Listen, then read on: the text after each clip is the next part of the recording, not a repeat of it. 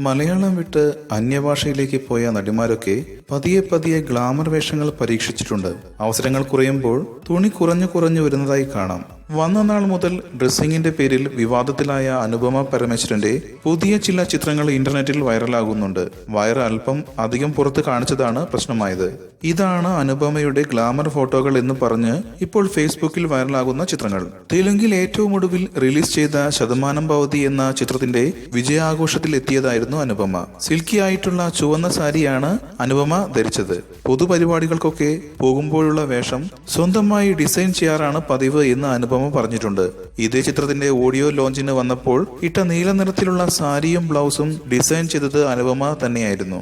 പ്രേമം release ചെയ്ത സമയത്തും ഡ്രസ്സിങ്ങിന്റെ കാര്യത്തിൽ ഏറെ വിവാദം കേട്ട നടിയാണ് അനുപമ.